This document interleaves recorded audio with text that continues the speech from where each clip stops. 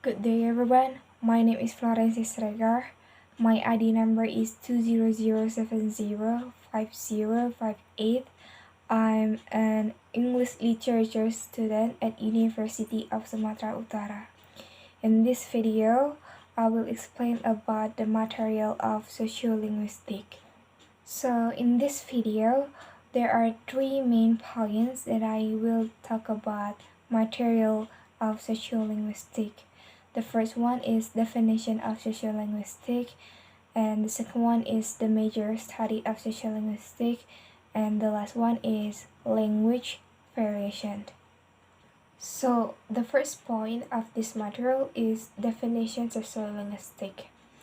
Sociolinguistic, from its term, sociolinguistic is derived from two different disciplines, sociology and linguistics. In a broader sense, sociology studies about group of people in society, family, clan, tribes, and nation, how they behave and affect each other, while linguistic is a study about tones, word, and sentence and discourse. Therefore, sociolinguistic is the field that studies the relation between language and society, between the uses of language and the social structure in which the users of language live. So the second point of this material is the major study of sociolinguistic. The major study of sociolinguistic is divided into two, microsociolinguistic and macrosociolinguistic. Microsociolinguistic refers to study of the language phenomena in social context symbolized by microfactors. Its scope of interpersonal communication, person to person. There are three main principles of interaction between individuals in a group. First, attainment interaction of communication. Second, acquisition and modification communicative competence. And the third, language attitudes. While macro-sociolinguistic tends to study of sociolinguistic phenomena, including wider variable, population, language development, or the continuity of language. It refers to bilingualism, language attitude, planning, parity, choice, accent, safe accent education, etc. There are three major terms are noteworthy in macro-sociolinguistic as follows. First, language contact. Second, language conflict. Third, language and social change. And the third point of this material is language variation. Sociolinguistic studies the varied linguistic relation of social cultural meanings, which in a sense are both familiar and unfamiliar, and the occurrence of everyday social interaction, which are nevertheless relative to particular culture, society, social group, speech communities, language, dialects, and varieties style. That is why language variation generally form a part of sociolinguistic study.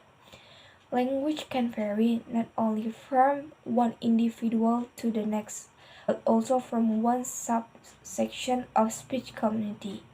It is include family, village, town, region to another.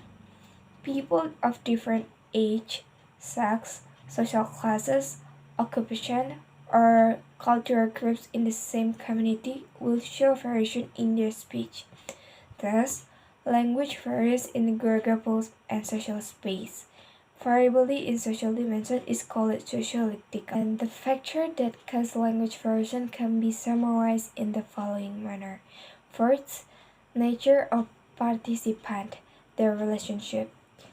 It is include socioeconomic, sexual, occupational, and etc. The second one is number of participants. It is include two-phase, one addressing a large audience, and etc. The third one is role of participant. It can be teacher, student, priest, parishioner, father, son, husband, wife, and etc. 4. function of speech event. It can be persuasion, request for information, ritual, verbal, and etc. And the fifth is nature of medium. It is include speech, writing, scripted speech reference by gesture, and etc. And the sixth is genre of discourse. It is include scientific, experiment, sport, art, religion, etc. And the last one is physical setting. Physical setting. It is include noisy, quiet, public, private, or family, or formal, or familiar, or unfamiliar, etc. Okay, I think that's all about sociolinguistic material of sociolinguistic. I hope it is useful and see you next time.